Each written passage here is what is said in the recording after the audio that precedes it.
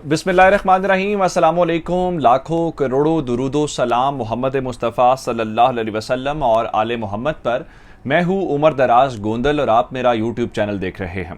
नाजरीन, इमरान खान ने आज के दिन तक के जो हकायक हैं उनको सामने रखते हुए बतौर वज़ीर आज़म अपनी काबीना का जो आखिरी इजलास है उसको चेयर कर लिया है और पार्लिमानी पार्टी का जो इजलास है उसको भी चेयर करने के बाद इमरान खान कुछ अहम दस्तावेज़ात के साथ, कुछ अहम फाइल्स के साथ जो है वो बनी गाला चले गए हैं। वो मेरा ख्याल है शाम को अब दोबारा वज़ीर आज़म हाउस आएंगे, चूँकि उन्होंने आज रात कौम से खिताब करना है। लेकिन इमरान खान ने एक ऐसा आज कदम उठाया है, एक ऐसा स्टेप उठाया है कि अगर आप थोड़ा सा जानते हो, जनरल तारिक का आपने नाम सुना हो, तो इसका मतलब ये है कि आज उन्होंने अपोजिशन की और ये जो पूरी कंपनी है इसकी मौत का सामान कर दिया है। मैं आपको जनरल तारिक के मुतालिक बताऊंगा इमरान खान ने फैसला लिया क्या है।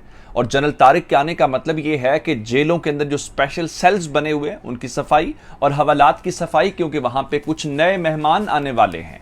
और फिर मैं आपको यह भी बताऊं कि इमरान खान ने आज दोबारा से यह कहा है कि शहबाज शरीफ अचकन नहीं पहन सकेगा।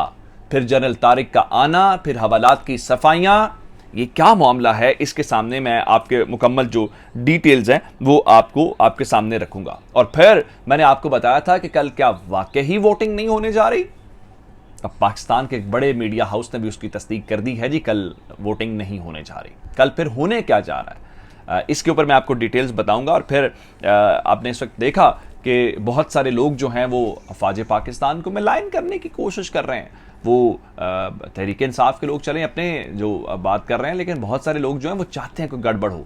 तो अगर मोहसिन दावड़ को पाकिस्तान का नया वजीर दिफा तैनात कर दिया जाए तो कैसा फौज के अंदर रद्दमल आएगा, ये डिटेल्स आपके सामने रखेंगे। लेकिन अगर आपने अभी तक चैनल सब्सक्राइब नहीं किया और आप चाहते हैं कि आपको मुस्तनद और बरवक्त खबरें मिलती रहें तो हमारा चैनल सब्सक्राइब कर लीजिए, बेल आइकन के ऊपर क्लिक कर लीजिए ताकि हमारी आइंदा आने वाली वीडियोज़ बर वक्त आप तक पहुँच रहे। इमरान खान अपनी तरफ से तो पहले ही एक विफाकी काबीना का अपना आखिरी इजलास करके जा चुके थे, लेकिन उनको सुप्रीम कोर्ट ने एक और मौका दिया। उन्होंने उस मौके का भरपूर फायदा उठाने का फैसला किया और उन्होंने भरपूर फायदा उठाया है। आज विफाकी काबीना का एक तवील इजलास हुआ और उसके बाद तहरीक इंसाफ की जो पार्लिमानी पार्टी है उसका इजलास हुआ। अच्छा, जो पार्लिमानी पार्टी है उन्होंने इस हवाले से कहा, दो फैसले जी बड़े इंपॉर्टेंट है, मैं आपको पहले वो बता देता हूँ कि विफाकी काबीना ने कहा कि खत को पब्लिक ना किया जाए। उसकी वजह यह है चूँकि वो एक क्लासिफाइड डॉक्यूमेंट है और डिप्लोमेटिक एक चीज़ है, तो उसको अवाम के अंदर ना ले जाया जाए बल्कि जो अवाम के नुमाइंदे हैं उनके सामने ही रखा जाए। और मैंने आपको ये बता दिया था कि इन कैमरा सेशन का फैसला कर लिया गया है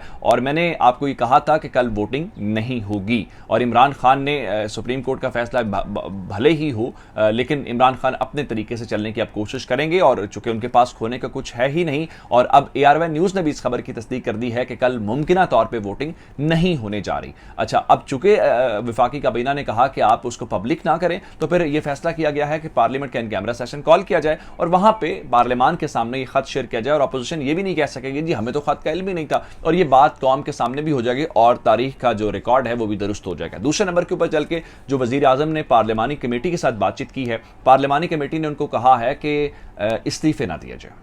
इसलिए नहीं कि हम जाना नहीं चाहते, इस्तीफे आपके सामने हैं, आपकी टेबल के ऊपर पड़े हुए हैं। मसला यह है कि अगर हम चले गए तो ग्राउंड खाली हो जाएगा और ये खुल के खेलेंगे, इसलिए इनको नकेल डालना बहुत ज़रूरी है। और हमारा और फिर कप्तान जैसा अपोजिशन लीडर हो तो वो तो गवर्नमेंट को चलने भी ना दे। अच्छा, लेकिन इस सारी बात के दौरान जो है इमरान खान ने ये सारी बातें करने के बाद वो फिलहाल बनी गाला चले गए। कुछ अहम डॉक्यूमेंट्स उनके हाथ में हैं।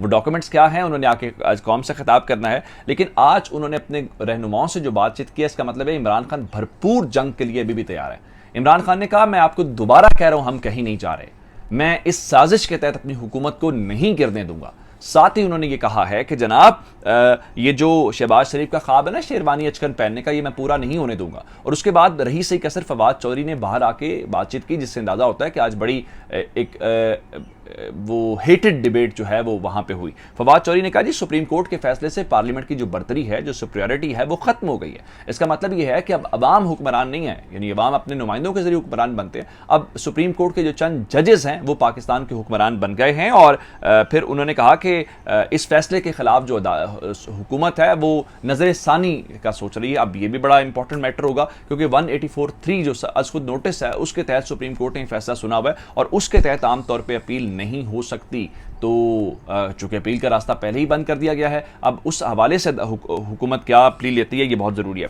फिर चूंकि मैंने आपको कहा कि वो कह रहे हैं आपने जो फैसला लिया है, अगर आपने ये फैसला लेना ही था तो आपने वो मवाद देखा ही नहीं है जिसकी बुनियाद के ऊपर रूलिंग आई है, तो आप मवाद तो देख लेते, उसके बाद फैसला होता। अच्छा, अब मैंने आपको कहा था कि हुकूमत जब तक इस खत को मंतकी अंजाम तक नहीं पहुंचाएगी, जब तक असल इस चीज़ के ऊपर तो कोई मसला हल नहीं होगा। अब आता है जी जनरल तारिक के हाथ में जो बंदूक थमाई गई है। जनरल तारिक की मैं एक स्टेटमेंट सबसे पहले आपके सामने रखना चाहता हूं। जनरल तारिक ये कहते हैं कि पाकिस्तान में सियासतदानों की सिर्फ 3 कैटेगरीज हैं। चौथी कैटेगरी खत्म हो चुकी है, वो सिर्फ कायद आज़म मोहम्मद अली जिन्ना की थी, जो अपराइट, ऑनेस्ट और स्ट्रेट फॉरवर्ड। उनके अलावा वो कायद आज़म के बाद पाकिस्तान में कोई शख्सियत ऐसी नहीं है। उनका पाकिस्तान के सियासतदानों की 3 तरह की कैटेगरीज इस वक्त एग्जिस्ट करती हैं। पहली ओब्लाइज्ड, जिसका मतलब यह है कि उनको किसी ने किसी फेवर की बुनियाद के ऊपर कोई सियासत में लेके आया और उनको हुकूमत का हिस्सा बना दिया कहीं ना कहीं।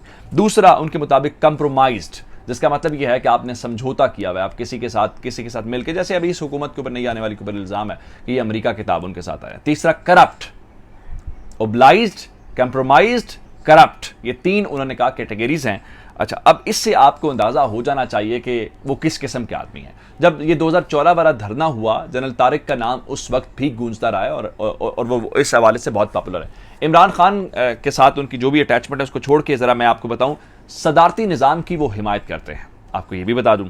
लेकिन अब असल उनका बैकग्राउंड फौज के अंदर क्या है, वो मंगला कोर के यानी कोर कमांडर के तौर पे काम कर चुके हैं। और जो कोर, ये वाली मंगला कोर है, ये हमारी स्ट्राइक कोर है, ये बड़ी इंपॉर्टेंट है, जिसमें जनरल मुशर्रफ रहे हैं, जिसमें अभी जनरल शाहीन जो हैं वो वहाँ पे काम कर रहे हैं। तो अब वफाकी काबीना ने इस सारे मामले के हवाले से जो चीज़ें हैं वो मंतकी अंजाम तक पहुँचाने के लिए अब ये काम जनरल रिटायर्ड तारिक के ज़िम्मे लगाया है।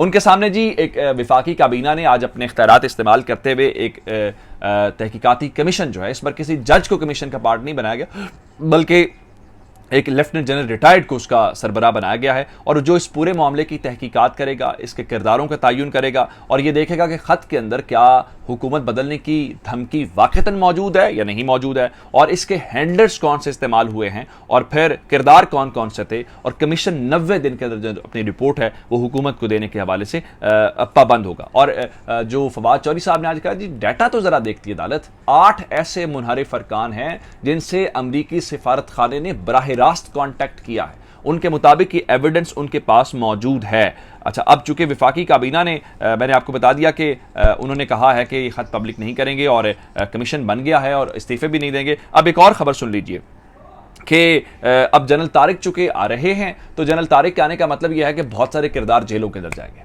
और कुछ लोग ये कह रहे हैं कि इमरान खान जो हैं वो जनाब शायद अपोजिशन के कुछ लोगों की गिरफ्तारियां पहले ही कर लें या कल ही कर लें। और उनका ख्याल ये है कि इमरान खान इसलिए कर रहे हैं कि इमरान खान तहरीक-ए-अदम-ए-इत्तेमाद का प्रोसेस मुकम्मल नहीं होने देना चाहते। इमरान खान जो हैं वो चाहते हैं कि हालात इतने ख़राब हो जाएं कि फ़ौज बराह रास्त मुदाखलत कर दे, और वो इस हद तक जाने के लिए तैयार हैं। लेकिन असल बात यह है कि जनरल तारिक के आने के साथ जो इमरान खान के मुखालिफ हल्के हैं उनमें सफ़े मातम बिछ गई है। उनको पता है कि इसका मतलब यह है कि हवालात में सफाइयाँ भी शुरू हो गई होंगी, जेलों के दरवाजे भी खुल गए होंगे, स्पेशल सेल्स के अंदर बहुत सारे लोग जाने वाले अगर जनरल तारिक है। अब एक और बात मैं आपको बता देता हूँ कि इस वक्त जो है ज़राए से खबर चल रही है, और ज़राए की खबर यह है जी कि जनरल रिटायर्ड तारिक महमूद जो हैं उन्होंने इस कमीशन की सरबराही करने से माजरत कर ली है। अब ये आया प्रोपेगेंडा मुहिम है, क्योंकि जब इस किस्म की चीज़ें होती है तो पहले कंसेंट लिया जाता है, उस शख्सियत को कॉन्टैक्ट किया जाता है, उनसे पूछा जाता है, वफाकी काबीना फिर ही उसकी मंजूरी देती है। लेकिन जब तक जनरल तारिक खुद आके बात नहीं करते तो इस हवाले से देखना पड़ेगा कि इस खबर में कितनी दुरुस्तगी है। लेकिन फिलहाल अगर वफाकी काबीना इसकी मंजूरी दे चुकी है तो ये खबर पहुंचाना आप तक बहुत ज़रूरी था। बाकी हो सकता है जी जनरल तारिक वाली बात ये भी हो कि वो माजरत करते हैं नहीं करते, बात की बात है, उसको देख लेंगे। अच्छा, अब आते हैं कहने को जो है वो जी PTI जी ट्रेंड चला रही है फौज के खिलाफ। ज़रा अपोजिशन के मामला देखें, मोहसिन दावड़ का नाम आपने सुना होगा, अली वज़ीर का नाम भी आप सुनते हैं, उनका माजी में क्या मामला है, फ़ौज उनके बारे में क्या बातें करती रही, जनरल आसिफ गफूर क्या बातें करते रहे। अली वजीर साहब के प्रोडक्शन ऑर्डर जारी किए गए और इसलिए किए गए जी वो इमरान खान के खिलाफ वोट कर सकें। मोहसिन दावड़ हर कमेटी का पार्ट भी होते हैं इस अपोजिशन के इत्तेहाद का भी, और जब मीडिया की गुफ्तगू होती है वहाँ पे, अब गुफ्तगू भी है आजकल, उनकी गुफ्तगू टीवी के ऊपर भी चलती है, इस वक्त कुछ ऐसी अफवाहें हैं कि मोहसिन दावड़ को नई काबीना के अंदर वजीर दिफा के ओहदे के ऊपर तैनात किया जाएगा। अगर ऐसा हुआ तो मेरा ख्याल है अपोजिशन की जानिब से फौज के लिए इससे बेहतरीन कोई तोहफा नहीं हो सकता। चैनल सब्सक्राइब कीजिएगा। आपकी समातों का बहुत शुक्रिया। खुदा हाफिज़।